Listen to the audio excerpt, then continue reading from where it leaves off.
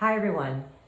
Today I want to continue our conversation on the 5 stages of grief and talk about the second stage, anger. Anger is a normal part of the grieving process, normal part of life, actually, right?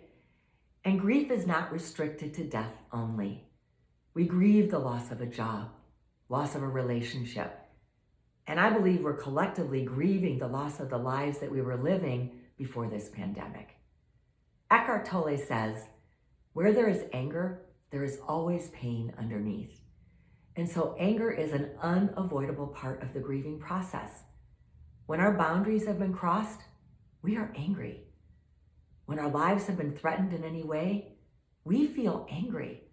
When we've been betrayed, we are angry. When our lives change in any way, sometimes we may feel angry. And faced with our mortality, and the mortality of our loved ones is incredibly threatening to most of us. We cannot even think about that. So this is something that we are all facing right now. And for some of us, it's so much easier to tap into our anger instead of acknowledging the pain and the sadness we may be feeling. Anger actually blocks the feelings that we're having underneath.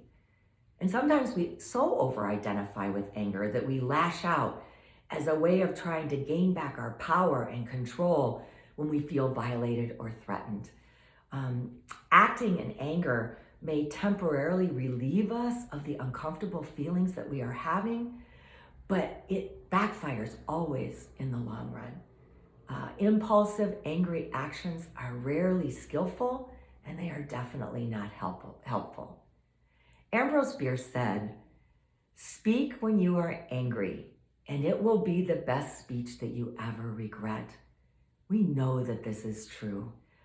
What I notice about anger is that when you are in a state of rage or anger, you cannot be creative. We are not creative. Our opinions are very limited. And for example, I will either lash out and tell the person what I really, really think, or I just let them get away with it and say nothing. The other extreme is being really afraid of our anger and what we might do, so we don't even allow ourselves to feel it at all, so we push it down. And this was always my tendency. I always pushed my anger down because I was so afraid to feel it. I'm a trauma survivor of emotional and sexual abuse. I didn't even realize that I was angry until I checked myself into treatment for bulimia in my late 20s. When I was in treatment, every single day we went for a long walk. And so one day I was walking and my therapist said to me, "Barb, you are incredibly angry." And so I was really taken aback. And I looked at him and I said, "Well, what makes you say that?" And he said, "Every single time we go for a walk, you look for a rock to kick on the sidewalk. And you kick that rock every step of the way on our walk." And I looked down and he was right. I was kicking a rock and I had no awareness or no thought that I was kicking the rock. And I actually didn't feel at all that I was an angry person. So I noticed so much in that moment when he pointed that out to me.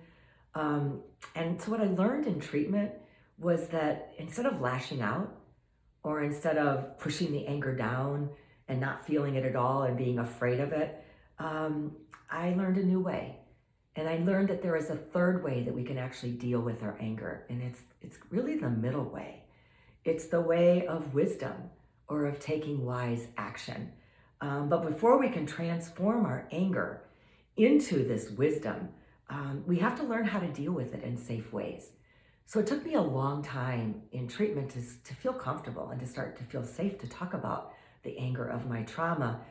But it was so funny. I remember sitting there and one therapist actually said to me, "I want you to go into the freezer at the store that I was working at the time and just scream." So there are a lot of creative ways that we can deal with our anger.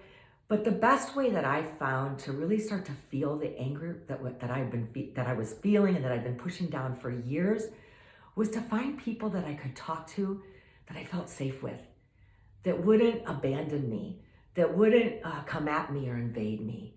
And so when I got out of treatment and living my life now, I went to therapy.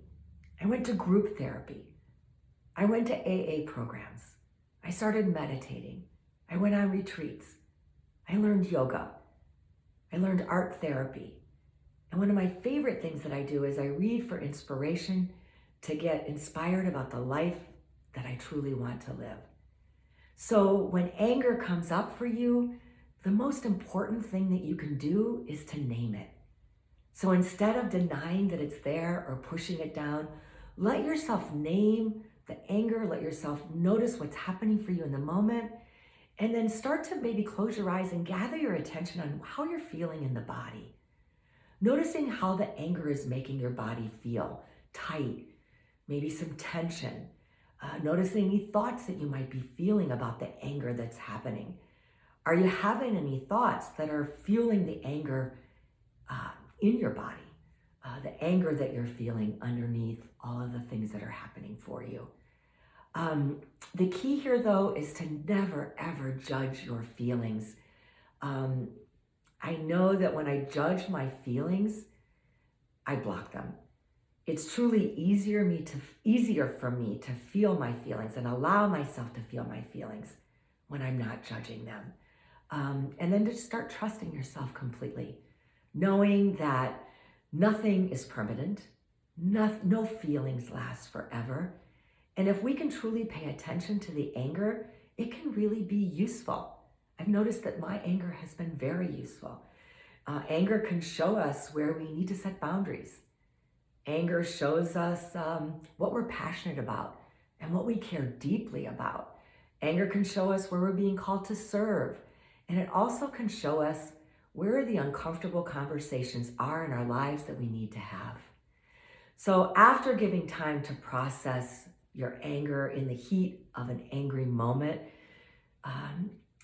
we find the coolness of clarity. So processing in the heat of the moment gives way to the coolness of the clarity that we're searching. St. Augustine has this beautiful quote: "Hope has two beautiful daughters, anger and courage. Anger at the way things are, and courage to see that they don't remain as they are." So after anger comes courage. The courage can be as subtle as deciding to trust yourself completely. Transforming anger can take many, many forms.